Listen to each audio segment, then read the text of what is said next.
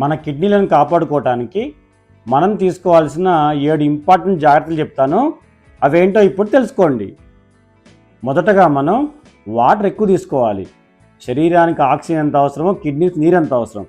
Daily 2.5 నుండి 3 లీటర్ల water తాగాలి. సమ్మర్లో ఫిజికల్ యాక్టివిటీ ఎక్కువ చేసినప్పుడు ఎక్కువ వాటర్ తీసుకోవాలి. రెండోది సాల్ట్ తక్కువ తీసుకోవాలి. సాల్ట్ ఎక్కువ తీసుకుంటే బీపీ పెరిగి దీర్ఘకాలంలో కిడ్నీస్ డ్యామేజ్ అవుతాయి. డైలీ మన శరీరానికి 1 టీ స్పూన్ కన్నా తక్కువ అంటే 4 grams ఆఫ్ సాల్ట్ సరిపోతుంది. కానీ మనం డబల్ తింటాం. ఎలా అంటే చిప్స్ రూపంలో, పికిల్స్ రూపంలో, అప్పడాల రూపంలో తెలియకుండా తింటాం. వీటన్నింటినీ ఇమీడియట్గా తగ్గించేసేయాలి. మూడోది పెయిన్ కిల్లర్స్ తక్కువ తీసుకోవాలి. పెయిన్ కిల్లర్స్ రెగ్యులర్గా తీసుకోవడం వల్ల కూడా కిడ్నీస్ డ్యామేజ్ అవుతాయి. నాలుగోది యూరిన్ ఆపి ఉంచుకోకూడదు. చాలామందికి యూరిన్ ఆపి ఉంచుకునే అలవాటు ఉంటుంది.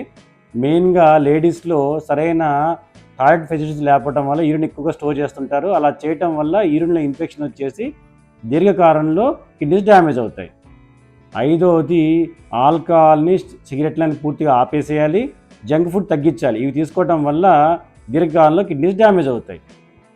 ఆరోది రెగ్యులర్గా బీపీ చెకప్ చేయించుకోవాలి. ఎవ్రీ ఇయర్ షుగర్ టెస్ట్ చేయించుకోవాలి.